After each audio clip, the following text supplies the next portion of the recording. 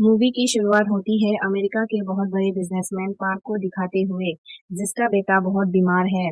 Doctors भी बीमारी के बारे में पता नहीं लगा पाए। डॉक्टर्स की फेल हो जाने के बाद बच्चे के इलाज के लिए साउथ कोरिया से शामैन बुलाया जाता है। फिर कोरिया से शामैन हारिम और उसकी असिस्टेंट बच्चे का इलाज करने के लिए आते हैं। पर बच्चे की माँ को इन सब पे यकीन नहीं था, पर इनके पास दूसरा और कोई ऑप्शन भी नहीं था। हारिम उस बच्चे को चेक करता है और फिर हमें पता चलता है कि इसके साथ जो भी हुआ है उसके ग्रैंडफादर या ग्रेट ग्रैंडफादर से जुड़ा है। इस बारे में बात करने के लिए हारिम पार्क से मिलने उसके घर जाते हैं। वहां जाकर उसे पता चलता है कि ये लोग कई सालों पहले ही अमेरिका शिफ्ट हो गए थे और बच्चे की ग्रैंडफादर पैरालाइज थे और ग्रेट ग्रैंडफादर 100 साल पहले ही मर चुके थे, जिनकी ग्रेव कोरिया में ही है। पार्क हारिम को बताता है कि उनकी फैमिली में पैदा होने वाले हर पहले बच्चे के साथ ऐसा ही होता है। पार्क के बड़े भाई भी ऐसे ही बीमारी से मर गए थे। ये सब सुनने के बाद हारिम पार्क को बोलती है कि सब ठीक हो जाएगा, लेकिन इन्हें और लोगों की हेल्प चाहिए होगी और शायद कोरिया भी जाना पड़ सकता है। फिर हमें कोरिया में किम नाम की आदमी को दिखाया जाता है। उनका काम था मरने वाले लोगों के लिए ऐसी जगह ढूंढना जहां मरने के बाद उनके आत्मा को आराम मिल जाए। आत्मा को कोई प्रॉब्लम ना हो, वरना वो आत्माएं अपनी फैमिलीज को तंग करते हैं।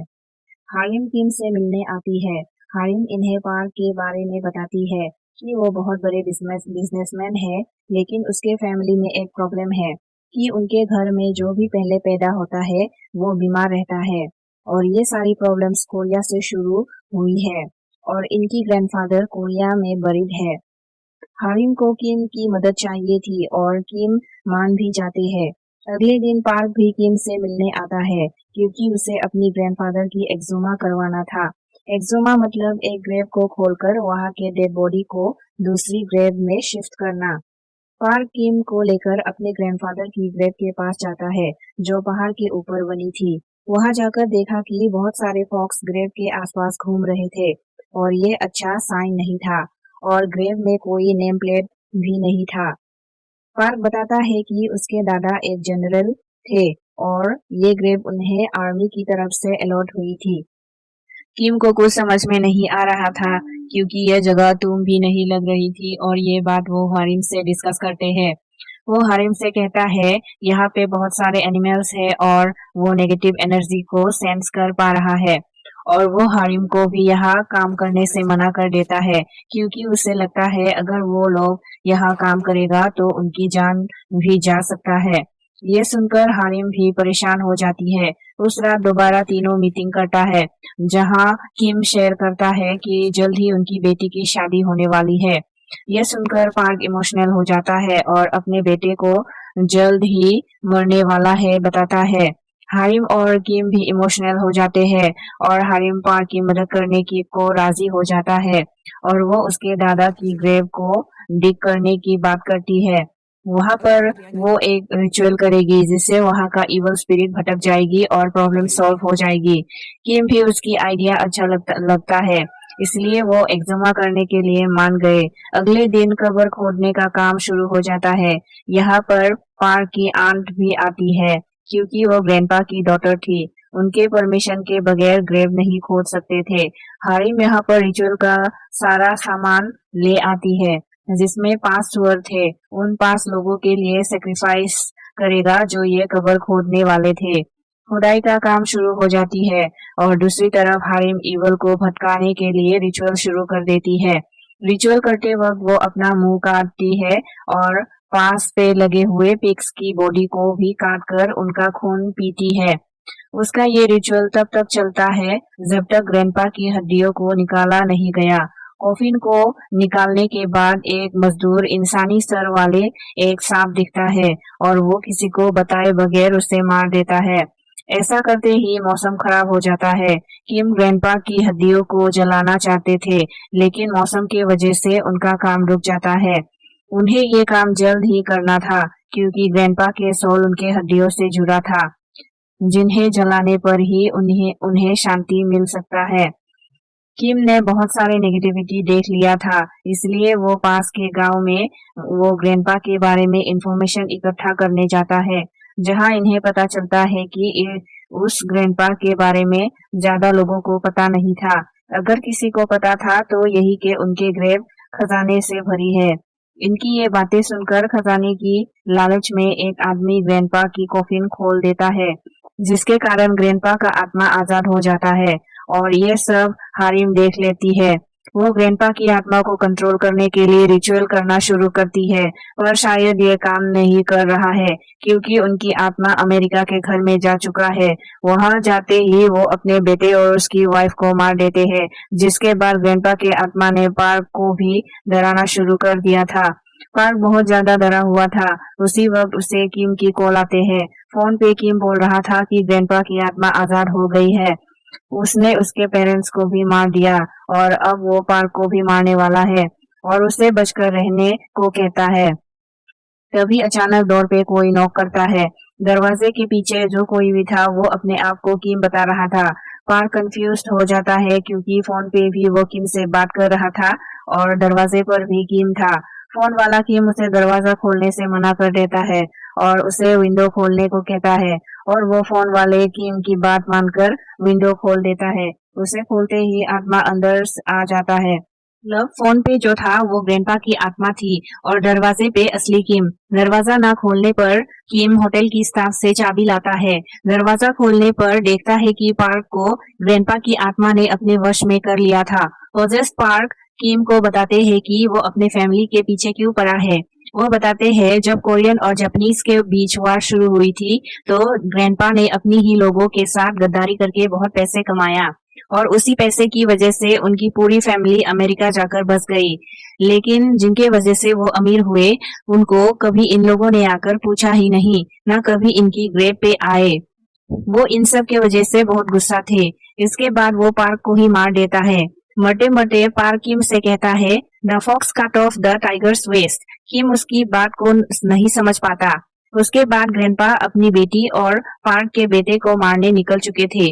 ग्रैंडपा को रोकने के लिए किम उसकी बाकी हड्डियों को जलाने देता है, लेकिन हड्डियों को जलाने के लिए ग्रैंडपा की बेटी की परमिशन चाहिए थी और उन्हें तुरंत फोन करके बताता है और साथ में ये भी बताता है कि उसकी आत्मा पार्क के बेटे को मारने जा रहा है और वो मान जाती है और हड्डियों को जला दिया जाता है और ग्रैंडपा की आत्मा खत्म हो जाते हैं।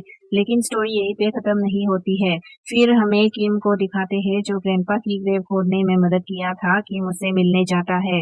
ये वही लेबर है जिसने इंसानी सर वाला सांप को मारा था। उसके सपने में वही सांप उसे डराते हैं। डरते हुए वो आदमी कहता है कि वो सांप उसे मार देंगे।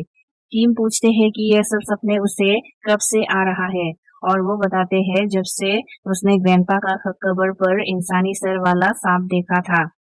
उसके बाद किम दोबारा ग्रैंडपा की ग्रेव पे जाता है जहां उससे वो मरा हुआ सांप मिलता है। किम ग्रेव को और खोदने पर और उसे वहां एक और कॉफिन मिलता है जो सीधा खड़ा हुआ होता है। उसे देखकर वो हारिम और बाकी साथियों को बुलाता है और सब मिलकर उस कॉफिन को बाहर निकालते हैं। इन्हें ये समझ में नहीं आ रहा था कि आखिर इस कॉफिन को ग्रैंडपा की कॉफिन के नीचे क्यों खड़ा किया था। बाद में इस कॉफिन को पास के एक मंदिर में रखते हैं। कॉफिन के अंदर की इवल स्पिरिट आसानी से निकल ना जाए इसलिए वो कॉफिन के चारों तरफ घेरा बनाकर मंत्र पढ़ता है और वहां से चले जाते हैं। इतना सब हो जाने के बाद किम और हारिम ग्रैंडपा के डॉटर से मिलने जाते हैं और उस कॉफिन के बारे में पूछते हैं। ग्रैंडपा की बेटी कुछ बताने से इनकार करती है। तब किम बोलता है कि इसके पिता गद्दार थे। ग्रैंडपा ने देश से गद्दारी की थी। वो वार के टाइम पे जापानीज की मदद की थी। फाइनली ग्रैंडपा की बेटी बोलती है कि उसका पिता जापानीज थे, वो कोरियन नहीं थे। तो सब लोग कंफ्यूज हो जाते हैं कि उसे कोरिया में क्यों दफनाया। फिर हम हारिम के असिस्टेंट को देखते हैं जिसको ये डरा रहे थे। वो कुछ मंत्र पढ़ते हुए अपने डर को कंट्रोल कर लेते हैं और कॉफिन को चेक करने के लिए जाता है जहां उसे कोई लंबा आदमी दिखाई देता है और वो किसी इंसान को खा रहा था। वो डर कर हारिम को आवाज देते हैं और इधर हारिम अपनी दादी की आत्मा से कुछ सीख रही थी जो उसकी जमाने की बहुत बड़ी शामैन थी। असिस्टेंट की आवाज सुनकर वो बाहर जाती है। ये दोनों कॉफिन को देखते हैं जो खुला हुआ था और खाली भी था। मतलब उसने जो लंबा आदमी देखा था वो इसी कॉफिन से बाहर आ चुका था। कॉफिन में उन्हें एक हेलमेट मिलता है जो किसी जापानीज समुराई का था। इतनी देर में वो समुराई यहाँ आ जाता है और हारिम चुप जाते हैं। समुराई पूछता है क्या उस रूम में कोई इंसान है। हारिम ना में जवाब देता है और कहती है कि वो इंसानों की गुलाम है। फिर वो समुराई खाने के लिए कुछ पूछता है तो हारिम ना में जवाब देता है। फिर समुराई जान जाता है कि वो एक इंसान है। वो हारिम पर हमला करने वाला था, तभी उसका असिस्टेंट उसे बचा लेता है और समुराई पे भी हमला कर देता है, लेकिन उसे कुछ नहीं होता और समुराई असिस्टेंट पे हमला करके उसे फेंक देता है। उसी वक्त किम वहां आ जाता है और वो समुराई को देखकर हालत खराब हो जाता है। तभी समुराई को मुर्गे की आवाज सुनाई देता है, मतलब सुबह होने वाले थे, तो ये एक आग का गोला बनकर यहाँ से उड़ जाता है। इससे सभी जान जाते हैं कि वो दिन में कम पावरफुल होते हैं। फिर वो लोग हारिम की असिस्टेंट को हॉस्पिटल ले जाता है। इसके बाद किम वही जगह जाता है जहाँ से ये सब शुरू हुआ था।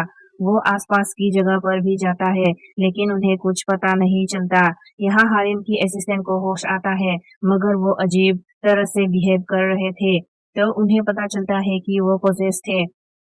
उसे समुराई की आत्मा ने कंट्रोल किया था। किम दोबारा ग्रेव पर जाता है। वो ग्रेव को खोलकर जवाब जानना चाहता था। वहां उसे वही समुराई दिखाई देता है जो दिन में ग्रेव में जाकर रहता था। वो जरूर कुछ सी चीज की हिफाजत कर रहा था। फिर किम को एक बात याद आते है जो मरते हुए पार्क ने कहा था, the fox cut off the tiger's waist. Korea का में बिल्कुल टाइगर की तरह दिखता है, मतलब टाइगर तो हो गया कोरिया। कोरिया को खत्म करने के लिए बहुत से मेटल रोड्स जमीन में दफन किए थे, जो कि जापान की रिचुअल के मुताबिक कोरिया की पॉजिटिव और नेगेटिव एनर्जी को डिस्टर्ब करके कोरिया को खत्म कर देते। इन्हें रोड्स के बारे में कोरियन सोल्जर्स को पता चल गया और इन्होंने इन रोड्स को निकालना शुरू कर दिया। इन लोगों को कोरिया की लोगों ने ग्रेव थीव्स कहा, लेकिन एक रोड वो जमीन से नहीं निकाल पाए क्योंकि इस रोड को जापानीज ने समुराई के बॉडी के अंदर डाल के उससे दफना दिया था। बहुत सारे तंत्र मंत्र पढ़ के रिचुअल में समुराई के बॉडी को इस्तेमाल किया गया। मरने के बाद भी उनकी आत्मा इस रोड की हिफाजत करती है। क्योंकि सभी रोड्स को वर्टिकल तरीके से दफनाया गया था, इसलिए समुराई के कॉफिन को भी वर्टिकल में दफनाया गया था। उसकी ग्रेव का कोई पता ना चले, इसलिए पार्क की ग्रैंडपा की बॉडी को उसके ऊपर दफनाया गया, क्योंकि वो भी एक सोल्जर थे। इसका मतलब कोरिया और जापानीज वार में लोगों ने जादू मंत्र का भी इस्तेमाल किया था एक दूसरे को हराने के लिए। रात का वक्त हो चुका था। वो समुराई उठ जाता है और किम को अपने वश में कर लेता है। किम को बचाने के लिए हारिम उसके ऊपर ब्लड फेंक देता है, लेकिन वो फिर ठीक हो जाता है और गुस्से में हारिम से लड़ने जाता है। पर इस वक्त हारिम को प्रोटेक्ट करती है उसकी ग्रैंडमा की आत्मा। किम ने समुराई की बॉडी में मेटल रोड देख लिया था, तो वो तुरंत ही अपने ब्लड एक लकड़ी पर लगाता है और उससे समुराई को स्टेप कर देता है, जिससे वो समुराई मर जाता है और रोड भी बाहर निकल जाता है। और इस तरह भूत भी खत्म हुआ और कोरिया को भी बचा लिया। और वहाँ हारिम का असिस्टेंट भी ठीक हो जाता है। मूवी की दी एंड में हमें किम की बेटी की शादी दिखाई जाती है। सभी चैन की सांस ले रहे होते हैं और यहीं पे मूवी का दी एंड हो जाती है।